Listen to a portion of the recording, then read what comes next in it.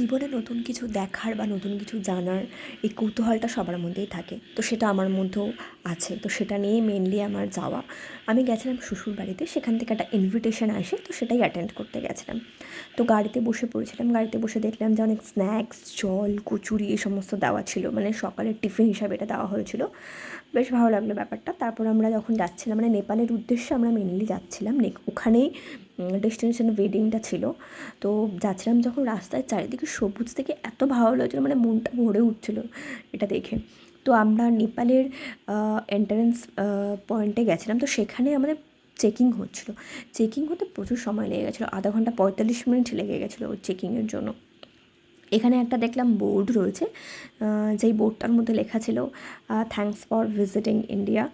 তো ইন্ডিয়া থেকে আমরা নেপালে যাচ্ছিলাম। তো এখানে চেকিং হয়ে যাওয়ার পরে আমরা একটু আগে এগিয়ে গেছিলাম, সেখানেও আবার সেম চেকিং হয় আমাদের। এখানেও আমাদের প্রায় আধা ঘন্টা সময় লেগে গেছিলো চেকিংয়ের জন্য।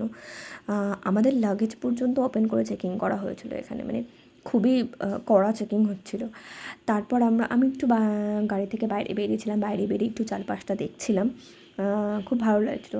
বৃষ্টি পড়ছিলো যদিও। তো তারপর আমি ঢুকে গেছিলাম, এনারাও আমাদের সাথে গেছিলো। আর সামনে যে বাসটা দেখছিলো, সেই বাসের মধ্যেও মানে আমাদেরই একসাথে যাওয়া হলো, মানে পাত্রপক্ষ ছিলাম যেহেতু আমরা, তো সবাই যাচ্ছিলো।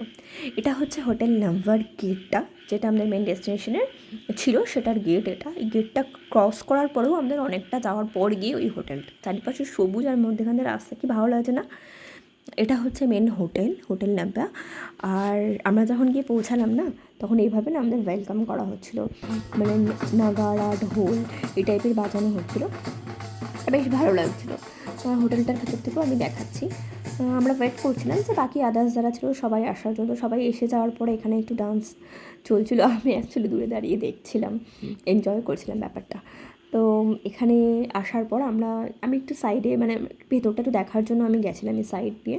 তো সেখানে দেখলাম যে ডেকোরেশন পুরো কমপ্লিট হয়নি, চলছে ডেকোরেশনের কাজ, যেহেতু বিয়েটা কালকে। তো আমরা আগের দিন গেছিলাম, রাত্রে মেহেন্দি প্রোগ্রাম আছে বলে।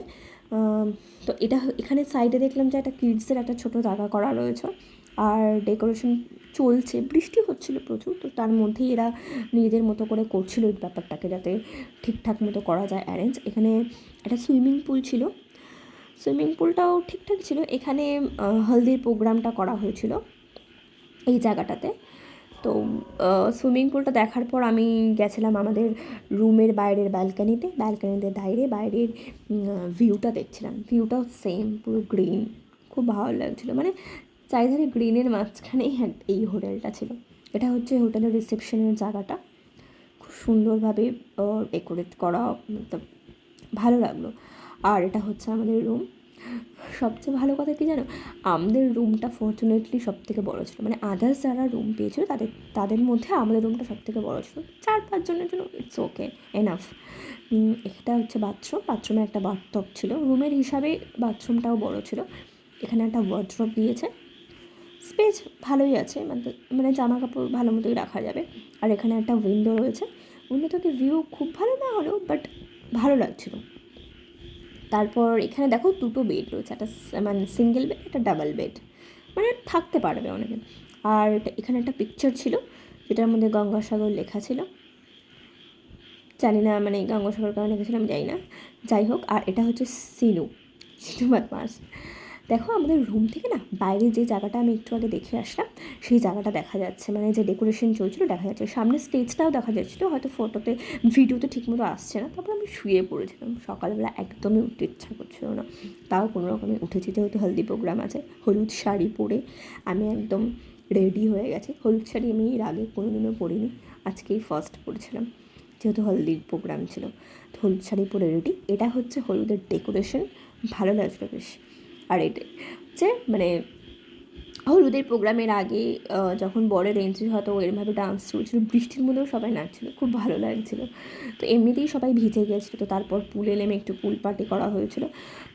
আমি শাড়িটা চেঞ্জ করে নিয়েছিলাম, তার কারণ হচ্ছে পুলে শাড়ি পরে নামাটা আমার জন্য একটু আনকমফোর্টেবল ছিল, তো আমি চেঞ্জ করেছিলাম। কিন্তু খুব মজা করেছিলাম সবার সাথে।